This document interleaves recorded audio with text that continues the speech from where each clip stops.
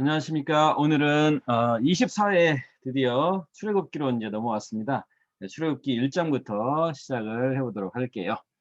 자, 제목은 이제 고통당하는 애굽의 이스라엘이 되겠습니다. 자, 이 그림은 이제 크누무테 미세의 무덤 벽화인데요.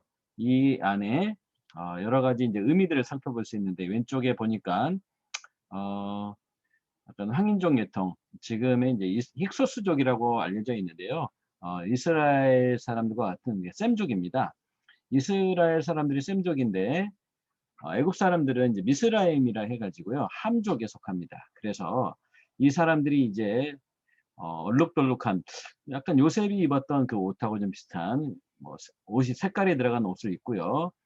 어, 보니까는 활도 가지고 오고, 나귀의 등에다가 이제 뭘 싣고 어디론가 지금 현재 가고 있는 모습이 되겠습니다. 네, 이제 오른쪽에 보면 이제 어디로 가나 봤더니, 제일 오른쪽에 있는 사람이 바로 이제 애굽 사람들이 되겠죠. 지금으로 이제 보면은 이집트 사람이 되는데요. 이 이집트 사람들에게 지금 교육을 하러 가는 것 같습니다. 그래서 여기 이제 위에 있는, 여기 위에 지금 이집트 상형 문자로 되어 있는데, 이 이집트의 상형 문자는 그거를 해독을 못 하다가 1850년경에 되어서요. 이집트 음, 장 샹콜리옹이라는 교수에 의해서 이 이집트 문자가 해독이 되면서 이게 누구의 무덤인지, 그리고 어떤 왕인지, 그리고 이 내용은 어떤 건지에 대한 내용들이 다 밝혀지게 됐죠. 그 전까지는 이집트의 이 스핑크스 피라미드 이런 것들이 누구의 것인지, 어떤 것을 의미하는지 몰랐다가 이제 그 이후로 1850년경 이후로 이제 그것들이 알려지게, 문자가 해독이 되게 됐죠. 그래서 이제 알고 보니까 이 왼쪽에 있는 사람들은 이제 셈족인 힉소스족이라고 알려져 있고, 자기들의 특산물, 주로 이제 목축업을 많이 했으니까 이제 사냥 도구들, 그리고 짐승들을 가지고 와서 애굽의 식량들하고 이제 교역하는 그런 장면이라고 보시면 되겠습니다. 어, 예, 요셉 때 기근이 있었죠. 기근이 있어서 그때 이제 야곱과 그 열두 형제들이, 요셉의 형제들이 식량을 구하러 애굽으로 가게 되는 그런 사건들을 비춰보면은, 그때 당시에도 이집트하고 또 이스라엘하고는 거리적으로는 상당히 거리가 있었지만 상당히 교육이 활발했던 것으로 여겨지게 되고, 물론 거기뿐만 아니라 메소포타미아 지역, 심지어는 이제 실크로드를 통해서 중국까지 교육을 했다는 것을 알 수가 있겠습니다. 자, 그래서 요셉의 형제들, 즉 야곱과 그 형제들이 땅을 달라고 했죠. 어느 땅을 달라고 했냐면 이 땅, 고센 땅을 달라고 했습니다. 고센 땅으로 보면은 지금으로 보면은 어디하고 가깝게 되냐면, 이 고센 땅은 이 지역이 되겠지. 이 지역.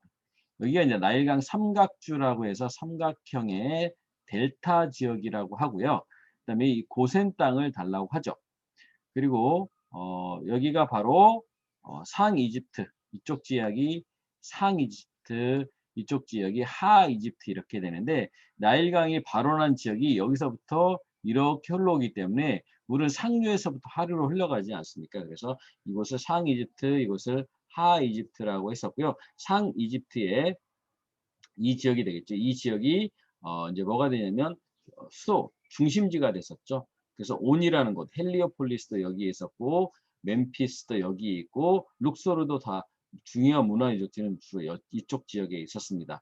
그런데 이제 요셉의 형제들이 이 고센 땅을 달라고 했었죠. 고센 땅을 달라고 한 이유 중에 하나는 다시 가나안 땅으로 돌아가겠다고 하는 그런 약속을 아브라함과 이삭과 야곱에게 하지 않습니까? 그래서 이쪽 지역에 머물게 됩니다. 그래서 이 고센 땅에 라암셋이라는 곳이 있고 비돔이라는 곳이 있는데, 여기가 보게 되면 이쪽 지역이 외세로부터 들어오는 입구 아니겠습니까? 그래서 입구, 나라를 방어하는 성들을 여기에 쌓게 되는 거죠. 그리고 이 나일강의 삼각주는 이집트를 나일강의 선물이라고 하죠. 매년마다 큰 토사들을 상류지역으로부터 나일강을 통해서 이제 흘러오게 되고, 그 비옥한 토지를 통해서 이제 경작을 하게 되기 때문에 이제 나일강, 이집트를 나일강의 선물이라고 이렇게 표현을 하게 됩니다. 자, 이 그림은 애굽의 이스라엘인들이라는 작품인데요. 에드워드 존 포인터라는 화가의 작품이 되겠습니다. 1867년의 작품이고요. 길이가 높이는 1m 37, 길이가 무려 3m가 넘습니다. 대작이죠, 대작인데 에드워드 포인터라는 작가는 영국의 아주 유명한 영국 왕립 아카데미라고 하는 왕립 아카데미의 회장을 지내신 분이기도 하고요. 그 이름 앞에 서라는 자기 명칭이 붙여지게 되죠. 그래서 이 에드워드 존 포인터 경이라고 표현하게 되는데 이분 같은 경우는 파리에도 유학을 했었고 로마로도 유학을 했었는데 미켈란젤로의 아주 열렬한 팬이라고 합니다. 자, 이 그림을 설명하기 전에 먼저 그때 있었던 성경적인 배경을 좀 보도록 할게요. 자, 출애굽기 1장에 보게 되면 요셉과 그의 모든 형제와 그 사람은 다 죽었죠. 이스라엘 자손은 생육이 중다고 생육 이제 다산한다는 거죠. 많이 자녀를 많이 낳죠. 번식하고 창성하고 심히 강대하여 온 땅에 가득하게 됩니다. 숫자가 엄청나게 많아지게 되죠. 그래서 요셉 그 이후에 요셉을 알지 못하는 새 왕이 일어나서 애굽을 다스리게 되죠. 그가 그 식민에게 이르되 이 백성 이스라엘 자손이 우리보다 많고 강하도다. 그러니까 이 사람들이 아주 숫자도 많은데 많고 또 교육열이 높다 보니까 이제 강하죠. 생명력도 강하게 되고 그래서 이제 그 사람들에게 노역을 시키게 되죠. 산하 제한도 하게 되고요. 그래서 이 그림을 자세히 좀 보게 되면요.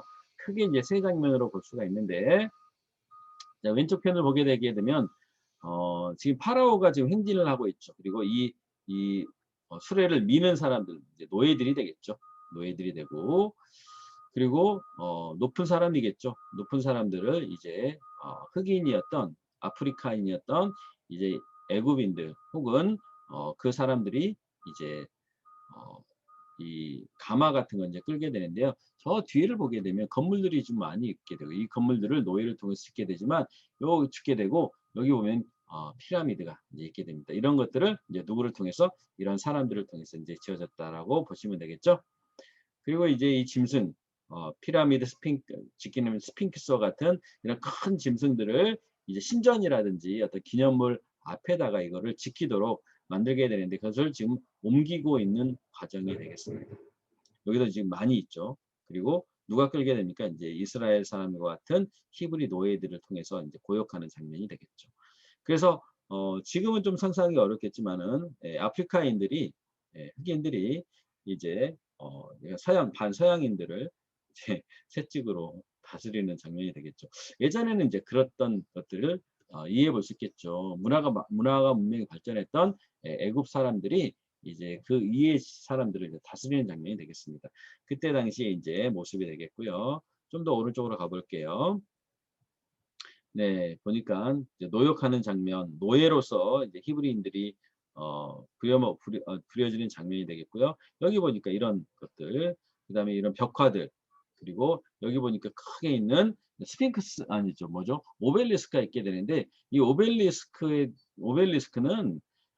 그때 당시에 높이가 한 20m에서 30m 정도 높이라고 해요. 무게가 거의 한 1000톤에 가까운 무게라고 합니다. 여러 가지가 있습니다.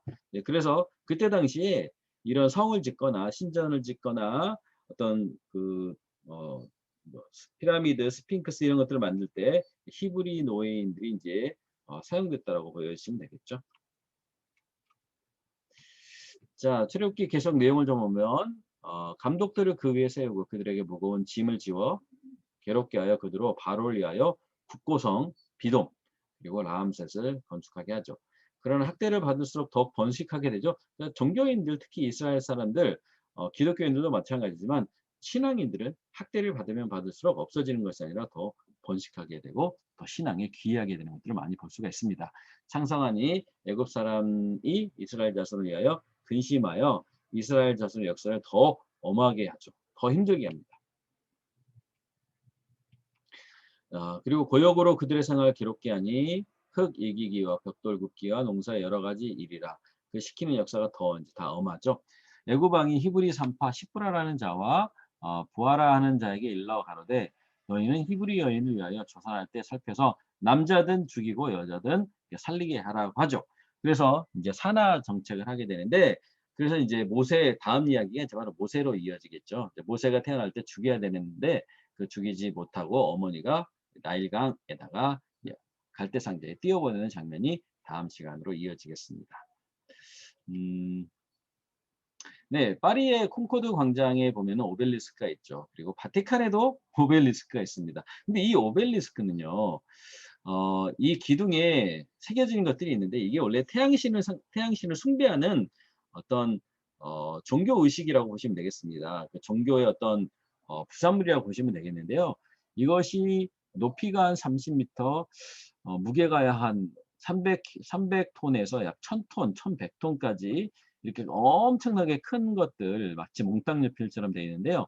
이것이 태양신을 상징하게 되는데 위에는 이제 뾰족하게 되어 있죠. 피라미드도 뾰족하게 되어 있는데 마치 빛이 이렇게 퍼지는 듯한 이런 모습으로 되어 있습니다. 그래서 태양신을 상징한다고 보시면 되겠는데요. 여기에 보면은 히에로클리프라고 해서 이스라엘의 고대 상형 문자로 해서 글이 이제 새겨지게 되고 뭐 신을 찬양하는 글이라든지 혹은 이제 왕의 업적이라든지 뭐 전쟁에서 승리했다든지 이런 선전물이라든지 이런 것들이 이제 여기에 새겨지게 됩니다.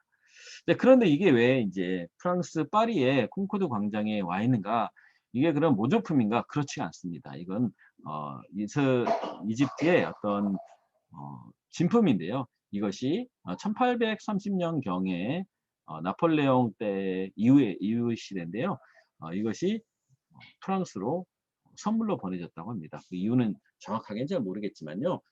어, 이집트의 상형 문자를 해독한 사람이 장 샹폴 리엥 프랑스와라는 교수입니다. 이 사람이 거의 한 30년에서 50년 정도 걸쳐서 이 문자를 해독을 하게 되거든요. 그러면서 이집트의 모든 고대 신비들이 다 알려지게 되는데 그걸 기념해서 보냈다라는 이야기도 있고 강압에 의해서 보냈다는 얘기도 있고 하여튼 그렇습니다.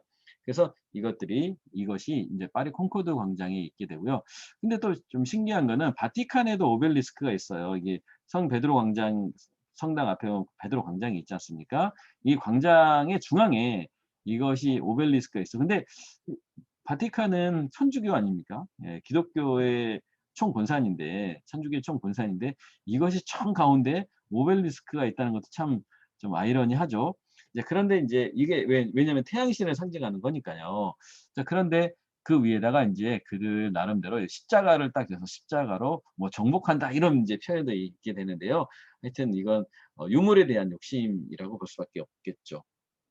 그래서 오벨리스크는 보기도 되게 어떤 권위라든지 어떤 강대국을 상징하는 그런 것들로 이제 상징이 되기 때문에 유럽에 이제 여러 곳곳에 있게 되고 미국에도 이제 이런 것들이 있게 되는데 뭐 진품도 있고 이제 보조품도 있겠죠. 여러분들 유럽에 가시면 오벨리스크 한 번씩 보시면 되겠습니다. 이거는 오리지널 의미로는 어떤 태양신을 상징하는 그런 건축물이라고 조각물이라고 보시면 되겠죠. 상당히 큽니다. 압도하죠. 30m 정도 높이니까요. 이걸 어떻게 실어왔을까? 이것도 참 의문이죠. 배로 실어 오다가 이제 자초되기도 하는데 무게가 너무 크다 보니까 이거를 옮겨놓은 것도 참 일이었던 것 같습니다. 오늘은 출애굽기 1장의 내용을 살펴봤고요. 구독과 좋아요